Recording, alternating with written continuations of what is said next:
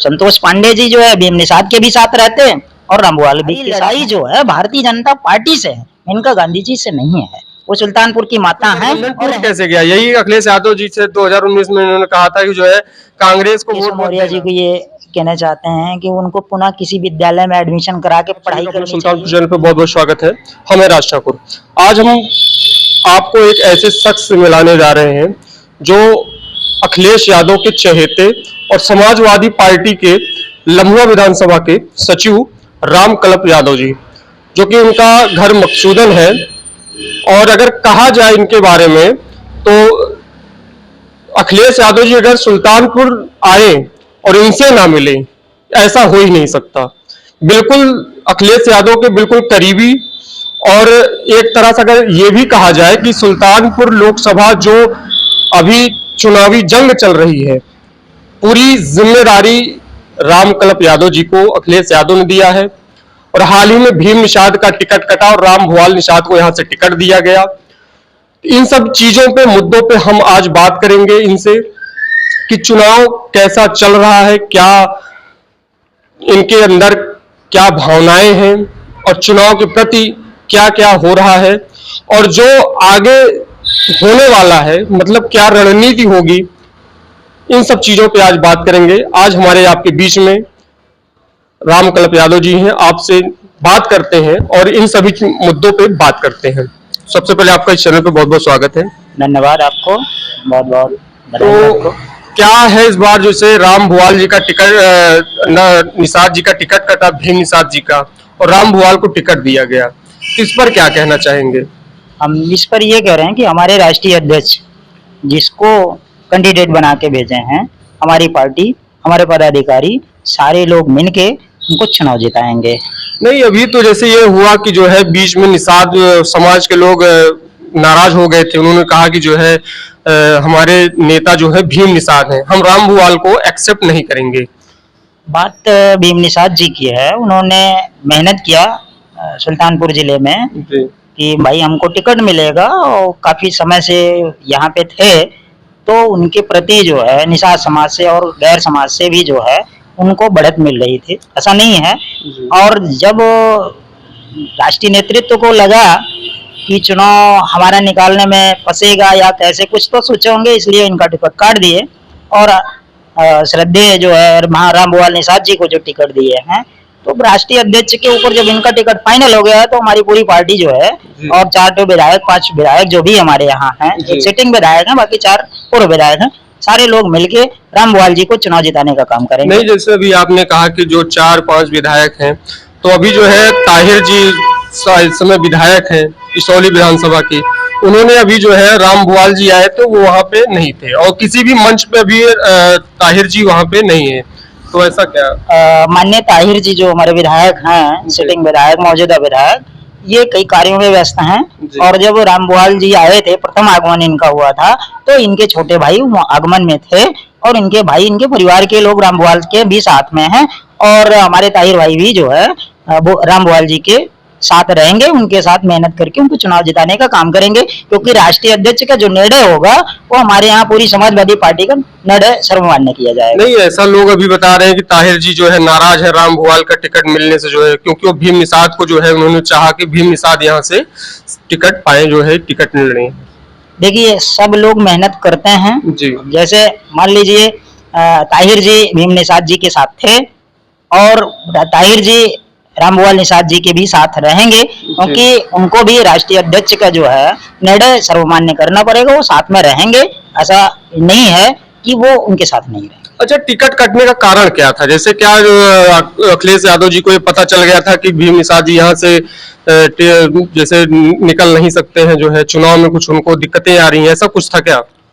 ऐसा जो हम बताएं आपको कि जो हमारे यहाँ पार्टी के पदाधिकारी हैं, जिला अध्यक्ष हैं, विधानसभा अध्यक्ष हैं, जो ये लोग अपना रिपोर्टिंग दिए होंगे या राष्ट्रीय अध्यक्ष जी ने जो अपनी मॉनिटरिंग कराया होगा, अगर उनको ऐसा लगा होगा, कुछ तो किए होंगे, इसीलिए इनको टिकट जो है इनका काटे, और रामभुआल निषाद जी ज्यादा फाइट कर पाएंगे, इसलिए इनको मैदान में दे दिए कि आप जाओ, मेहनत करो और चुनाव जीत के आओ। अच्छा, लोग ऐसा बता रहे हैं कि जो है संतोष पांडे या अनूप संडा, ऐसे लोग जो विधायक हैं, इन्होंने टिकट कटवाया भीम निषाद का, इस पर कुछ?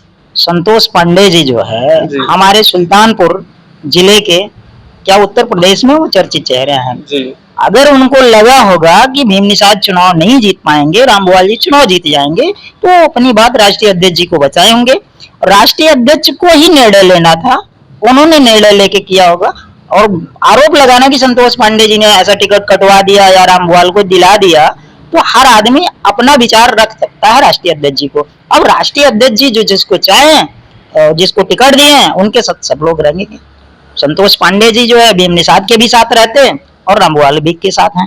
जो भी टिकट पर्चा दाखिल करेगा उसके साथ हमारी पूरी पार्टी लगी रहेगी और चुनाव जिताने का काम करेगी। अच्छा, ये सब विपक्ष वाले बोल रहे हैं कि जो है बीएसपी के नेता भी बोले जो है कि जब से बीएसपी का टिकट फाइनल हुआ तब जो है अखिलेश यादव चुनाव के हारने की डर की वजह से जो है भीम निषाद का टिकट काट दिए। तो ऐसा कुछ डर था क्या अभी? नहीं, राष्ट्रीय अध्यक्ष ये निर्णय ले चुके थे कि हमको सुल्तानपुर सीट इस बार निषाद को ही देना है। निषाद राज जो है इस बार, क्योंकि सपा कभी लोकसभा चुनाव सुल्तानपुर में नहीं जीती थी, कभी नहीं। तो उनको ये लगा कि निषाद राज को अगर हम देंगे तो हमारी पार्टी चुनाव जीत जाएगी, इसलिए जो है भीम निषाद को टिकट दी और फिर भुआल निषाद को दिया। तो हमारी पार्टी ऐसा नहीं है कि उदयराज जी से डर गई, या वो ज्यादा करते इस वजह से टिकट काट दिया, या भारतीय जनता पार्टी की माननीय सांसद मेनका गांधी जी है उनके वजह से काट लिया, ऐसा कुछ नहीं है। वो अपना निर्णय खुद ले चुके थे कि सुल्तानपुर इस बार निषाद राज को लड़ाना है तो लड़ाना है। नहीं, ऐसा जैसे विपक्ष भी बहुत हमलावार कर रहा है कि जो है जैसे बीजेपी हुई बार बार हमला कर रहा है कि अखिलेश यादव चुनाव के डर की वजह से हर जगह का सीट काट रहे हैं, कभी मुरादाबाद का, कभी सहारनपुर नगीना का, ऐसा अब सुल्तानपुर का टिकट काट दिया। तो ऐसा ऐसा डर उनको सता रहा है कि हम हार जाएंगे चुनाव, इसी वजह से टिकट काट रहे हैं, ऐसा कुछ है क्या? हमारे राष्ट्रीय अध्यक्ष जी किसी से डरते नहीं है। रही बात टिकट काटने की, तो भाजपा हमसे कई गुना आगे बढ़ के टिकट काट रही है। टिकट काटना और टिकट देना ये राष्ट्रीय नेतृत्व का होता है। जो लोग प्रोपोगंडा जैसे भाजपा कर रही है तो वो भी टिकट काटती है, बसपा भी टिकट काटती है। जब लगता है पार्टियों को कि ये हमारा कैंडिडेट जो है उतना फाइट नहीं दे पाएगा और ये कैंडिडेट सबल ज्यादा है, तो चेंज करके उनको दे देते हैं। जी, अच्छा, जैसे ये है कि अभी मेनका गांधी ने कहा कि हमारी लड़ाई सुल्तानपुर में किसी से नहीं है, क्योंकि हमारी लड़ाई यहाँ पे किसी से नहीं है और हम इस बार चुनाव जो है काफी भारी मतों से जीत रहे हैं यहाँ पे। अब ये तो लड़ाई है कि नहीं है, जनता इसका निर्णय देगी। हाँ, वो समय आने पर पता लगेगा कि किससे लड़ाई है किससे नहीं है। अब उनको चुनाव के वक्त समझ में आएगा कि किसके साथ कौन है और कौन भारी है कौन कमजोर है। अच्छा, सपा की लड़ाई सुल्तानपुर में किससे लग रही है? सपा की लड़ाई किसी से नहीं है। पहली बार निषाद राज यहाँ से सांसद बनने जा रहे हैं।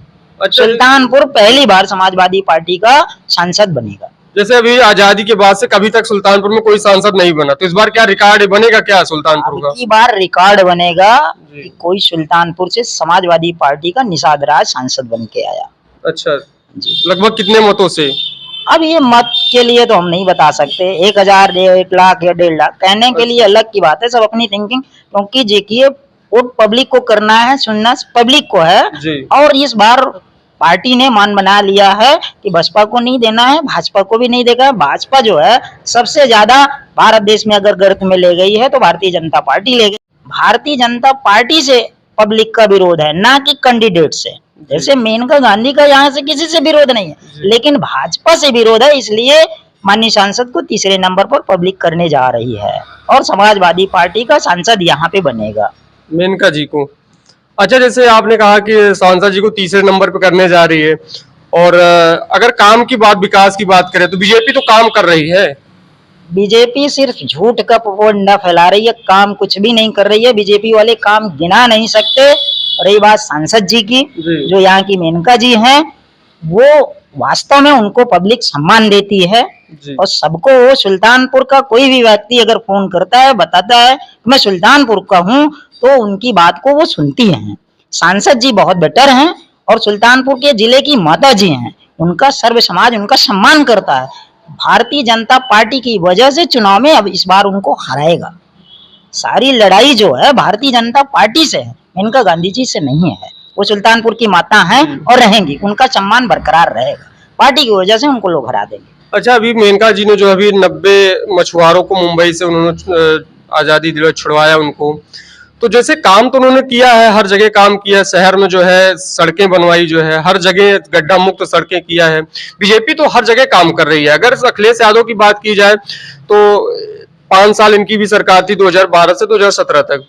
अगर उन्होंने काम किया होता तो जो है लगभग 3 बार चुनाव हुआ, 2017 का भी इन्होंने फाइट किया, 2019 का भी फाइट किया, 2022 का भी फाइट किया, लेकिन जीत नहीं मिली। तो जनता में इसमें कुछ है ना। जनता जो है बहकावे की राजनीति में भारतीय जनता पार्टी प्रोपोगंडा ज्यादा फैलाती है, झूठ ज्यादा बोल दी। और अखिलेश जी झूठ नहीं बोलते हैं, वो काम करते हैं। काम जो है दब गया और झूठ फैल गया। झूठ की बात ज्यादा फैलती है, आप सच का काम दिखाएं तो आपकी उतनी प्राइवेसी नहीं बढ़ेगी जितनी आप झूठ का दिखा देंगे। तो आप सड़कों का देख लीजिए, ग्रामीण की सारी सड़कें खराब हैं, नेशनल रोड जो है वो बने। इसलिए भाजपा जो है झूठ बोलने में माहिर है। अब देखिए छुट्टा जानवरों का कितना प्रकोप है। नहीं तो छुट्टा जानवर कौन छोड़ा, तो किसान छोड़े हैं ना। किसान छोड़े हैं ना, लेकिन जिम्मेदारी किसकी है? गवर्नमेंट की है। किसान के पास अगर संसाधन नहीं है रखने का, वो छोड़ दे रहा है। ये गवर्नमेंट का दायित्व बनता है। गौशाला तो बनवाया है, गौशाला बनाया, किसी के गौशाला का निरीक्षण कर लीजिए, वहाँ जो है चारे भूसे के लिए मर जा रही है। गवर्नमेंट वहाँ पे बजट नहीं दे पा रही है, जो केयर टेकर रख रही है उसका पैसा भी नहीं है उनको, लोगों को दे रही है, चारा भूसा नहीं दे रही है, इसलिए जानवर वहाँ पे मर रहे हैं। गवर्नमेंट तो कह रही है कि हमने गौशाला बनवाया, उसमें पूरी तरह से सारी सुविधाएं हैं। जो है सुविधाएं होती तो किसी गौशाले में चले जाइए, गौशाला में है जानवर कहाँ है? सारे सड़कों पे क्यों डालते? सड़कों पे डाल रहे हैं, इसलिए जानवर से एक्सीडेंट भी हो रहे हैं। नहीं, लोग कहते हैं कि गौशाला में दिन में छोड़ा जाता है, हम लोग जाते छोड़ते हैं, रात में गौशाला वाले खुद छोड़ देते हैं। तो इसमें सरकार की क्या गलती है? सरकार की पूरी जिम्मेदारी है। यदि अपने केयर टेकर को जिम्मेदारी देंगे, उनको वेतन देंगे, उनके प्रशासनिक व्यवस्था देंगे, तो क्यों छोड़ेंगे? कोई वजह तो होगी। इंसान है, अगर वहां कोई व्यवस्था नहीं है तो भाई देखिए वो जानवर को तो तड़पते हुए मरता नहीं देखेगा ना, वो तो छोड़ देगा, क्या करेगा भाई? व्यवस्था अच्छा, जैसे ये देखा जाए, राम मंदिर की बात किया जाए, राम मंदिर का एक मुद्दा जब था जो है, तो अखिलेश यादव भी इसका विरोध कर रहे थे। उन्होंने कहा कि जब अगर हमारी सरकार होती तो हम इसको 1 साल में बनवा देते। लेकिन विरोध तो उन्होंने भी शुरुआत में किया था कि जो है जब 92 के दशक में जो है राम मंदिर का वो होता है, बाबरी मस्जिद गिराई जाती है, तो लगभग कई कारसेवकों के ऊपर गोलियां चलवा देते हैं नेताजी। तो इस पर क्या कहेंगे? भारत देश का कोई भी व्यक्ति मंदिर के लिए विरोध नहीं किया कि वो न बने। नहीं, सुप्रीम कोर्ट के निर्देशानुसार मंदिर बना, सुप्रीम कोर्ट के आधार पर ही सारी व्यवस्था चली। कोई भी व्यक्ति मंदिर के लिए ये नहीं कहा कि मंदिर ना बने। और सबकी आस्था की बात है, सब आदमी जो जैसा जिसको मानता है वो ऐसा ही पूजा पाठ करता है, अपना सिस्टम से जाता है, किसी ने कोई विरोध नहीं। जैसे कांग्रेस से आपका गठबंधन है, तो कांग्रेस के राहुल गांधी ने तो जो है लगभग 22 वकील खड़े कर दिए थे सुप्रीम कोर्ट में विरोध के लिए। ये किसने आपको कह दिया कि राहुल गांधी जो है 22 वकील खड़ा कर दिए? योगी जी ने खुले मंच पे कहा है। योगी जी, हम भी तो कह रहे हैं, योगी जी भी कह रहे थे कि मंदिर जो है 15 दिन के अंदर में बना देंगे, अपना वकील खड़ा कर दिए। उनके कहने पे सुप्रीम कोर्ट ने तो जजमेंट नहीं दे दिया, साक्ष्य और सबूत के तौर पे सुप्रीम कोर्ट ने जजमेंट दिया। इसके पहले भारतीय जनता पार्टी की जब अटल बिहारी वाजपेयी की सरकार थी, तो भारतीय जनता पार्टी क्यों नहीं, जब सुप्रीम कोर्ट का निर्देश नहीं आया था, आदेश नहीं आया था, तो क्यों नहीं बनवा दिए? नहीं, आपकी भी सरकार थी 5 साल जो है, तो आपने क्यों नहीं किया? भाई कोई भी गवर्नमेंट सुप्रीम कोर्ट से बड़ी नहीं है। जब मुकदमा चल रहा है तो मुकदमे के तहत निर्णय आता है। अब ये बीजेपी वाले केजरीवाल को जेल में डाल दिए, अब कह दीजिए चले हैं। नहीं तो जो जेल में गए केजरीवाल, अगर जेल में गए तो उन्होंने जो है शराब घोटाले में गए ना। अखिलेश यादव उस पर भी तो सफाई दे रहे हैं जो है कि उनको जेल में बीजेपी सरकार तानाशाही कर रही है। अभी वो भारतीय जनता पार्टी ज्वाइन कर लें, कल उनका मुकदमा खत्म। हमारे उत्तर प्रदेश के माननीय मुख्यमंत्री का देख लीजिए कितना उनके आपराधिक मुकदमे लगे थे, एक भी मुकदमे है, सब खत्म। अच्छा, आपका भी ये कहना है कि अगर कोई बीजेपी में चला जाता है तो वॉशिंग मशीन होकर साफ हो जाता है? साफ हो जाता है। किसी भी व्यक्ति के पास कितना भी मुकदमा लगा हो, अगर भारतीय जनता पार्टी ज्वाइन कर लिया तो एकदम वॉशिंग मशीन की तरह धुल के आ जाएगा, कोई मुकदमे उस पर नहीं रह जाएंगे, फिर वो अच्छा आदमी है। तो अच्छा, इस बार उत्तर प्रदेश में सपा की किससे लड़ाई आप मानते हैं? किससे लड़ाई है सपा की उत्तर प्रदेश? सपा की किसी से लड़ाई नहीं है। सपा प्रचंड बहुमत के साथ अपने सांसदों को जिताने का काम। कितने सीट ला रही है? कितने सीट आ रही है? 80 सीट है। 80 सीट में कितने सीट है? 80 सीट है। अब वो जनता तय करेगी 80 का 80 देती है कि 70 देती है कि 75 देती है कि 60 देती है कि 65? नहीं, बीजेपी कह रही है ना कि इस बार 80 में 80 तो कह रही है 400 पार। अरे 540 कर लीजिए, 400 पार में क्यों जा रहे हो? 420 में रह जाइए। आपका मकसद जब 272 पर ही गवर्नमेंट बन जा रही है तो सपना 400 पार का क्यों देख रहे हो? और इनके यहाँ के अभी अयोध्या के एक सांसद लल्लू सिंह जी हैं, उन्होंने कहा कि 272 तो गवर्नमेंट बनाने का है, अगर हम 400 पार पा जाएंगे तो संविधान ही बदल देंगे। बताइए, ये मानसिकता है? संविधान बदलने की ताकत रख रहे हैं। बवाल करे भाई, आप ही पूरा 540 ले लीजिए, किसी को विपक्ष का चुनाव ना लड़ने दीजिए।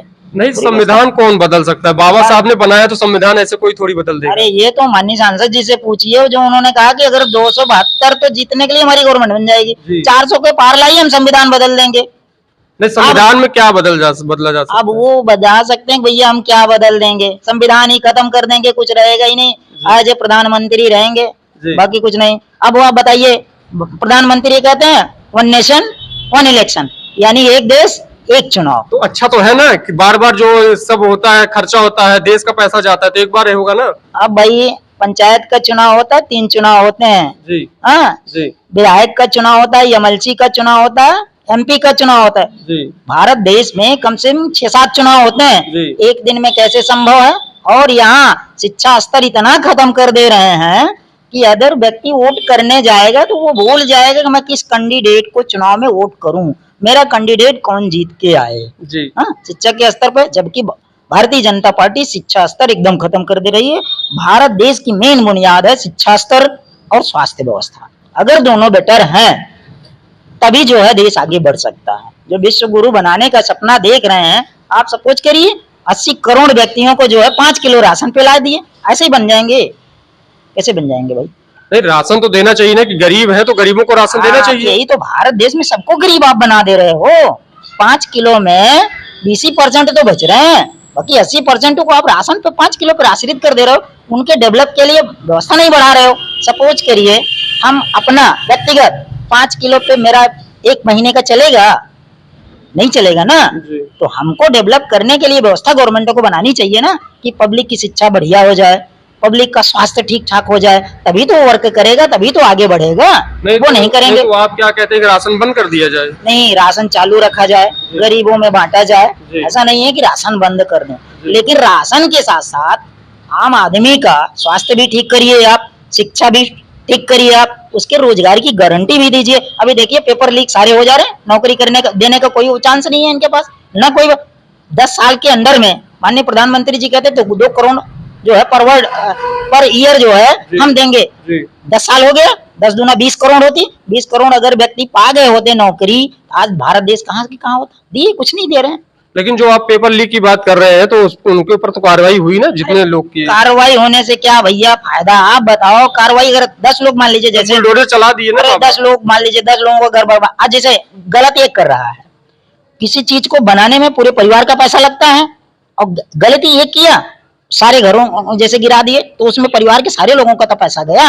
मान लीजिए जैसे मैं अपराधी हूँ अपने घर का, हाँ, तो हमारे घर के लोग सारे लोग मिलके बनाए हैं ना, मेरी एक गलती की वजह से सारे लोगों को नुकसान हो रहा है। जबकि गवर्नमेंट अगर कहती है परिंदा पढ़ नहीं पाएगा तो पेपर कैसे लीक हो जा रहे हैं? हाँ, 60 लाख अभी भर्ती हुई थी, 60,000 लोगों ने भर्ती फॉर्म भरा था, 60,000 लोगों का पैसा गया कि नहीं गया? ये तो 10 लोगों को अपना लगा के पेपर लीक करवा दिए। फिर ये कर कैसे रहे हैं, कैसे लीक हो जा रहा है? इसके पहले भी तो गवर्नमेंट कराती थी, उसका पेपर तो नहीं लीक होता था। लेकिन वो तो कह रहे हैं कि हम पेपर जुलाई में करवा रहे हैं ना। अरे जुलाई में करवाएं, फिर 27 आ जा रहा है, उसमें कराएं।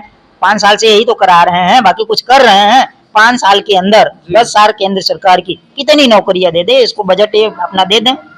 विकास तो कर रहे हैं ना, तमाम चीजें विकास कर रहे हैं, हर चीज विकास। आप देखिए कितना पावर हाउस लगा दिए, बिजली का पावर हाउस लगाए 10 सालों के अंदर में। 7 साल योगी जी के मुख्यमंत्री सुल्तान मैंने उत्तर प्रदेश का हुआ, कोई कहीं का बता दें क्या विकास कर रहे हैं? ये तो यही विकास कर रहे हैं कि किसानों को 5 किलो दे रहे हैं, 500 रुपए यानी 2,000 6,000 का सम्मान निधि दे रहे हैं साल भर का। क्या दे रहे हैं, क्या विकास कर रहे हैं बताइए? ये तो कह रहे थे कि जब सपा की सरकार थी तो लोग लाइट के लिए जो है तरसते थे, लाइट नहीं मिलती थी। सपा ने ही लाइट की व्यवस्था दुरुस्त कर दी। सपा का पहले भी था कि 2020 के बाद हम 24 घंटे लाइट देंगे। आज 2024 आने वाला है, सपा का एक भी कारखाना लगाए होता नहीं। ये तो इन्होंने कहा कि यार सपा की सरकार थी तो 1 हफ्ते दिन 1 हफ्ते रात था। लोग ये कहते हैं कि जब चोर चोरों का ही साथ देता है, चोर अंधेरी रात में उनका राजा होता है। जब ये कहीं से कोई प्लांट लगाए नहीं तो इनके कहां से बिजली पैदा हो गई? मानते हैं सपा ने कुछ नहीं बिजली के लिए काम किया, इनके पास एक बैग कहाँ से बिजली आ गई जो दे रहे हैं 24 घंटे? खरीद रहे हैं ना बिजली। कहाँ से खरीद के भैया? खरीद के कब तक खरीदते रहेंगे? देश को तो गुलाम करने में लगे हैं, ये सारा चीज बेच रहे हैं, खरीदेंगे कहाँ से? कहाँ क्या क्या बेचा? अरे भाई रेल बेच दिए, हवाई जहाज बेच दिए, क्या बचा है जो इन्होंने नहीं बेचा? नहीं, जो आप बता रहे रेल बेच दिया, प्लेन बेच दिया, वो तो जो है पहले तो विदेशों का था ना, प्लेन जो विदेशों का था, विदेश कांग्रेस सरकार विदेश को बेची थी, वहां से इन्होंने खरीद कर जो है अपने देश में लाया है, तो कहाँ बेचा है? अपने देश में लाया है, बिल्कुल। विदेशी चीज खरीद के अपने देश में लाया है। इसके मतलब इंडिया में जो है, भारत में जी। कभी प्लेन चली ही नहीं, नहीं। भारत की संस्था ही नहीं है प्लेन का, नहीं, तो उड्डयन मंत्री क्यों बनाए जाते हैं नहीं, भैया? कांग्रेस जो थी, जो कांग्रेस सरकार थी, तो पहले विदेशों में हर चीज बेचती थी जो है। कांग्रेस ने जो बनाया आज हमारे प्रधानमंत्री जी बेच दे रहे हैं। कांग्रेस का ही सारा काम जो है प्रधानमंत्री जी अटल बिहारी वाजपेयी कहते थे, जब औलादें निकम्मे होती हैं वो पुरखों की विरासत बेच देती हैं, वही हमारे देश में आज हो रहा है। कहाँ 65 साल में क्या काम किया है? कुछ तो नहीं क्या किया? जितना चीज बेचे हैं वो 65 साल का ही नतीजा है, उन्होंने बनाया, आज हमारे प्रधानमंत्री मुख्यमंत्री बेच रहे हैं, बाकी इनका अभी कुछ नहीं है। अगर बेचते तो जनता इनको फिर वोट क्यों कर रही है? जनता को दिखना चाहिए ना, जनता तो कह रही विकास हो रहा है, हर जगह विकास हो रहा है। भाई जनता वोट कर रही है ना, इसीलिए तो उसकी सारी संपत्तियां बेच दे रहे हैं। जनता ने ही अधिकार बेचने को दिया और जनता ही इनको वापस कर देगी। भाई अगर अधिकार दे दिए तो ये अधिकार में आगे बेच रहे हैं, जब कुछ नहीं रह जाएगा तो जनता फिर रिटर्न करेगी। बीजेपी वाले तो कह रहे हैं कि सपा आएगी फिर से माफियागिरी चलेगी, वही गुंडागर्दी चलेगा। हमारे मुख्यमंत्री जो रहे वो माफिया नहीं है क्या? धनंजय सिंह माफिया नहीं है क्या? जेल भेज दिए, धनंजय सिंह को जेल भेज दिए। कोई भी माफिया बताइए जो सड़क पे घूम रहा हो, जेल तो सब में है, सपा सरकार में भी गए थे जेल में। कहाँ कौन? अतीक अहमद और मुख्तार अंसारी कहाँ थे सब लोग? अरे 2 लोगों के अलावा और वहाँ माफिया नहीं थे जो नहीं गए थे। कौन गया था? मुन्ना बजरंगी की यही भेजे और यही मार डाले, वो पहले गए थे जेल में नहीं गए थे। जेल में गए थे लेकिन सफाया तो भारतीय जनता पार्टी ने किया था। क्या सफाया किया? मुन्ना बजरंगी को तो भारतीय जनता पार्टी जेल के अंदर मार दी, भारतीय जनता पार्टी ने ही जेल के अंदर मार दी। जेल प्रशासन इनका एकदम, जेल प्रशासन आदमी जेल में नहीं सुरक्षित है। तो जेल प्रशासन कहाँ मारा था? वो तो जो है वो जेल में मुठभेड़ हुआ था, जो है आपस में हुआ था। अरे जेल में भैया असला कैसे पहुंच गए? मुठभेड़ कैसे जेल के अंदर हो गई? इसके मतलब जेलर बिका हुआ था, कैसे हो गई जेल के अंदर? असला कैसे पहुंच गए? वहां झगड़े कैसे हो गए? ये किसकी? गवर्नमेंट की नाकामी है ना। और आपके मीडिया के भेष में अभी इनकाउंटर हुए, बताइए देश में कहाँ कौन सुरक्षित है?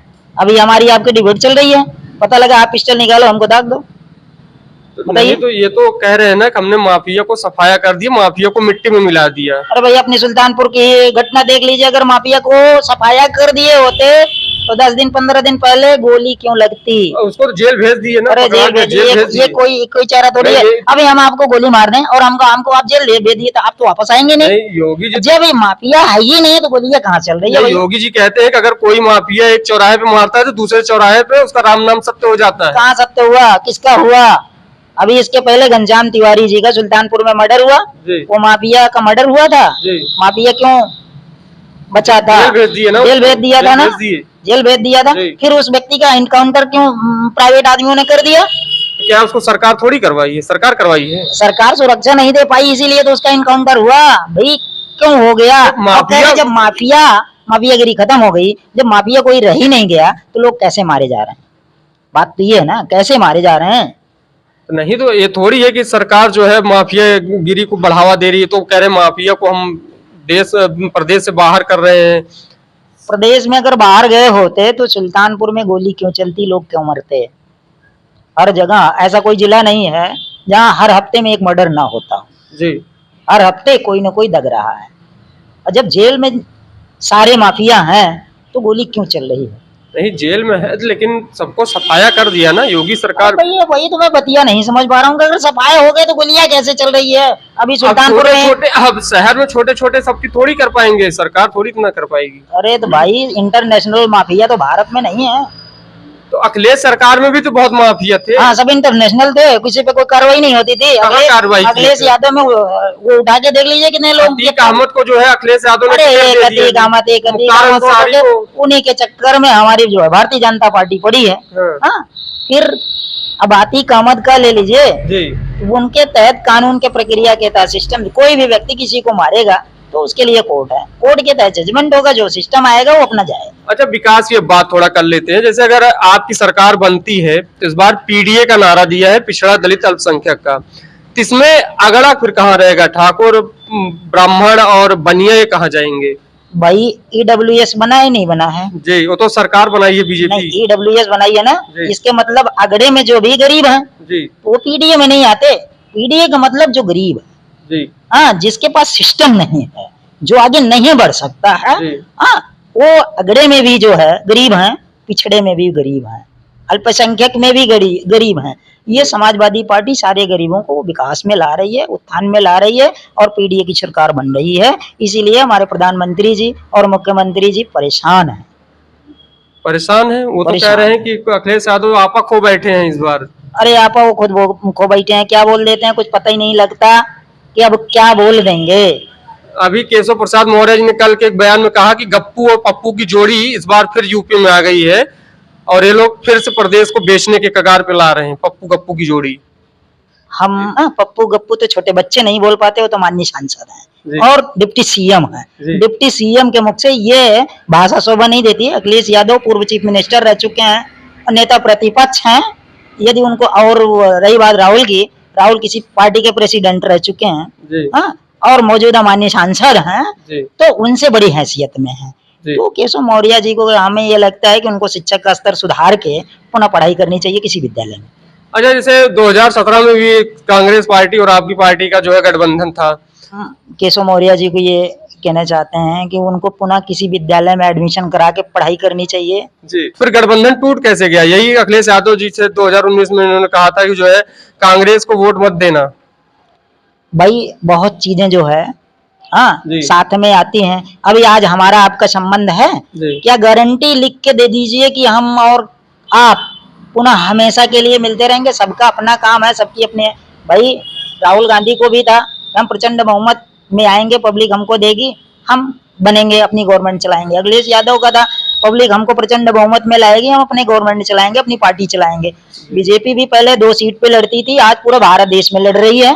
तो ऐसा नहीं है, सबकी अपनी सिस्टम है, सब अपनी पार्टी बढ़ा रहे हैं, कर रहे हैं। गठबंधन होते हैं, टूटते हैं। क्या बीजेपी ने गठबंधन नहीं किया है? बीजेपी तो कई पार्टियों से गठबंधन किया है। आप भी तो किए हैं। तो हम भी किए हैं, वही तो कह रहे हैं। और ये कोई गारंटी नहीं दे सकता कि आज साथ में कल अलग हो जाएंगे। सबकी अपनी विचारधारा है, जिस दिन विचारधारा नहीं बनेगी उस दिन लोग अलग हो जाएंगे, और जब विचारधारा बनेगी तो लोग आ जाएंगे साथ। अच्छा, एक अंतिम क्वेश्चन है कि आपका 2019 में सपा और बसपा से गठबंधन होता है, तब आप जो है महज 12,000 वोट से माननीय मेनका जी से आप चुनाव हार गए थे। तो इस बार कैसे दावा कर रहे हैं कि हम यहाँ सुल्तानपुर से हम जीतेंगे, जबकि अब दोनों अलग है, सपा भी अलग है, बसपा भी अलग है। अब आप 14 और 19 की लहर नहीं है। माननीय माता जी जो है पहली बार यहाँ सुल्तानपुर से आई थी, उन्होंने कहा था कि मैं पूरे सुल्तानपुर के जिले की माता जी हैं, और भाजपा का इतना विरोध, लोग भाजपा को वोट दिए थे और इनको ये था कि केंद्रीय मंत्री हैं, केंद्रीय मंत्री बनेंगी। और माता जी की रही बात, भाजपा ने इतना निकृष्ट कार्य किया है। आप देखिए, वरुण गांधी ने किसानों की आवाज उठाई, उनको किनारे कर दिया। हिटलर शाही भाजपा में चलती है। कोई भी सांसद भाजपा का अगर सच्चाई की बात उठा लेगा तो उसका टिकट कट जाएगा। माता जी हमारी सच्चाई की बात मोदी योगी और के सामने नहीं कह सकती हैं। व्यक्तिगत इनका अपना सिस्टम है, जो भी कुछ करती हैं अपने दम पे करती हैं। लेकिन स्मृति ईरानी का तो कोई पता नहीं है कि अमेठी से हार जाएंगी। आप देख लीजिए, कोई भी हुआ नहीं है, कोई अभी कैंडिडेट। आप अभी आने दीजिए ना, अभी तो पर्चा दाखिला हो नहीं रहा है। अब की बारी अमेठी से स्मृति ईरानी प्रचंड बहुमत से हारेंगे। लेकिन स्मृति ईरानी कह रहे हैं कि इस बार लहर ने हुंकार भरेंगे, इस बार फिर से बीजेपी की सरकार बनाएंगे। अब वो आपने कहा था नहीं, हिंदू धर्म में 60 साल के बाद ये परिवार वाले कह देते हैं कि आप अब भगवान के शरण में जाइए। अब अयोध्या जी का मंदिर भी बन गया और अमेठी की जनता कहेगी कि माननीय सांसद जी जाइए अयोध्या में, पूजा पाठ करिए, रहिए, राजनीति छोड़ दीजिए। हाँ, अब की बारी वो हार जाएंगे। बात करने के लिए बहुत बहुत धन्यवाद। बहुत धन्यवाद आपको। तो आपने देखा जो है, हम इनसे बात कर रहे थे रामकलप यादव जी से, तो काफी चर्चों पर हमने बात किया, हर चीज इन्होंने कहा। इस बार हम सुल्तानपुर में एक अच्छी बहुमत की सरकार बना रहे हैं हम लोग, प्रदेश में भी, और सुल्तानपुर में राम बुआल जी को हम लोग पूर्ण तरीके से लगभग 40 से 50 हजार वोटों से हम लोग इस बार जिताएंगे, और मेनका जी को, माता जी को यहाँ से हम लोग विदा करेंगे, क्योंकि 5 सालों में कोई काम सुल्तानपुर में नहीं किया है, और बीजेपी इस बार हम लोग देश से ही सफाया करेंगे। हमने तमाम मुद्दों पर बात किया रामकलप यादव जी से। तो कैमरामैन रिंकू साहू के साथ मैं राज ठाकुर, अपना सुल्तानपुर।